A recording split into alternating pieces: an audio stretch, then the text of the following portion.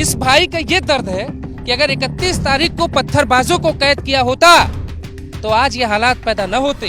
हरियाणा के मेवात का एक व्यक्ति योगी आदित्यनाथ की पुकार कर रहा है, छाती ठोक कर कहता है कि मुझे जाने दो, मंदिरों में जल चढ़ाने दो। लेकिन खट्टर सरकार की मजबूरी देखिए, पुलिस वालों को चौराहों पे खड़ा करके मेवात के हिंदुओं को कैद में कर दिया, मेवात के मुसलमानों को भी कैद में रखा है। लेकिन इस भाई का ये दर्द है कि अगर 31 तारीख को पत्थरबाजों को कैद किया होता तो आज ये हालात पैदा न होते। हम बातचीत करते हैं और समझाते हैं ये दुख पूरे मेवात के हिंदुओं का कैसा है। मेवात का मैं एक मेवाती हिंदू हूँ और मैं बहुत पीड़ित हूँ, बहुत व्यथित हूँ। मेरी व्यथा सुनने वाला कोई नहीं है, ना प्रशासन में कोई सुन रहा है, ना शासन में कोई सुन रहा है, ना सरकार में सुन रहा है।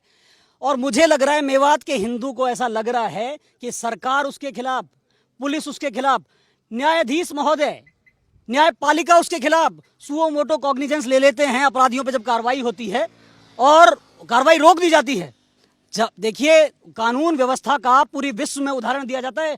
योगी आदित्यनाथ जो यूपी के चीफ मिनिस्टर हैं, उन्होंने एक प्रयोग शुरू किया कि जो भी अपराधी जो कानून व्यवस्था को अपने हाथ में लेगा, उसके अगर अवैध स्ट्रक्चर हैं, मकान हैं, तो उन्हें गिरा दिया जाएगा।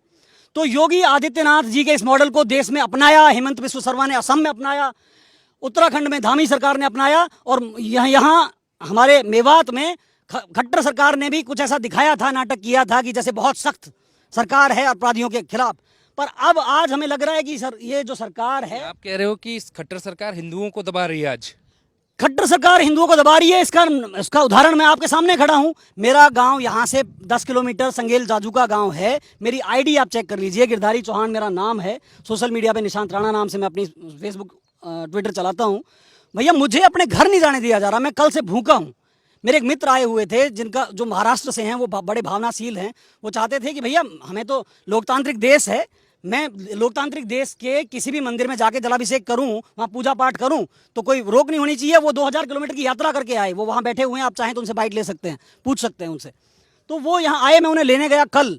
तो जब मैं वापस उन्हें लेके आ रहा था तो सोहना नाके पे एसपी साहब ने ट्रैफिक को डाइवर्ट कर रहे थे, किसी को अंदर नहीं आने दिया जा रहा था। तो मैंने उनसे बात की कि जनाब मेरा आई कार्ड आप देखिए, मैं वहाँ का स्थायी निवासी हूँ, अगर मैं यहाँ से नहीं जाऊँगा मैं कहाँ से जाऊँगा। मैं आपसे ये जानना चाहता हूँ, जो 31 तारीख को अगर यही सख्ती दिखाई होती जब पत्थरबाजी के ऊपर हरियाणा पुलिस ने, तो शायद आज आपको नहीं रोकना पड़ता, मीडिया कर्मियों को नहीं रोकते, बाकी लोगों को नहीं रोकते। सरकार, ऐसा लग रहा है कि सरकार बहुत ज्यादा, मतलब जो दंगाई हैं, जो जिन्होंने कानून को अपने हाथ में लिया, जो आतंकी मैं उनको कहूंगा, जो AK-47 लेके पहाड़ियों पे चढ़ के मंदिर पे फायर कर रहे हैं, उन आतंकियों से सरकार डर गई है।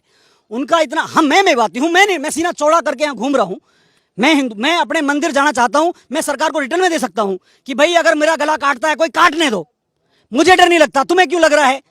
भाई हम निपट लेंगे, तुम्हें क्यों डर लग रहा है? मैं तो अपने महादेव को जल चढ़ाऊंगा, मैं महादेव का भक्त हूँ। पर सरकार मेरे लोकतांत्रिक अधिकार का हनन कर रही है। पूजा पद्धति का अधिकार हर किसी को है। लग रहा है इस देश में बहुसंख्यक होना कोई गुनाह हो गया है, कोई हमने जुर्म कर दिया कि हमने बहुसंख्यक समुदाय के घर में जन्म ले लिया है। तो सरकार का रवैया बहुत ही शर्मनाक है और जितने भी लोग हैं जिन्होंने सरकार को वोट किया है, सपोर्ट किया है, वो ठगा हुआ महसूस कर रहे हैं। वो उनकी बुरी हालत है, मैं बयान नहीं कर सकता, मेरे पास शब्द नहीं है, इतने व्यथित हैं हम, इतने पीड़ित हैं। मतलब आपका कहना यह है कि जो मेवात का जो हिंदू है, 31 तारीख को पत्थरबाजों को तो नहीं रोक पाए, अब हिंदुओं को जो है पूरी तरह से कैद कर दिया है, मुसलमानों को तो किया ही किया है। देखिए ये पूरा जगत देख रहा है, पूरा देश देख रहा है कि जो भैया सरकार, मैंने आज अपनी फेसबुक पोस्ट करके सरकार से कुछ सवाल पूछे थे, मैं उन सवालों की लिस्ट आपको दे दूंगा। तो क्या सरकार ये संदेश देना चाहती है कि जो, मतलब जिसकी लाठी उसकी भैंस, अगर यही संदेश देना चाहती है तो हम भी कानून के हिसाब से चलने की बजाय शस्त्र उठा लेते हैं। फिर हमें सरकार की जरूरत है क्या? भाई हम अपने कानून व्यवस्था अपने आप बना लेंगे। पुलिस वाले को बेचारे, हमारे जवान हैं, भाई हैं हमारे, होमगार्ड के 2 जवानों को शहीद करवा दिया सरकार ने, उनको लाठी डंडे पकड़ा दिए जाते हैं। AK-47 वाले अपराधियों से कैसे निपटेंगे? उन्हें मार दिया जाता है, उन्हें शहीद कर दिया जाता है। तो ये सरकार की बहुत बड़ी नाकामी है।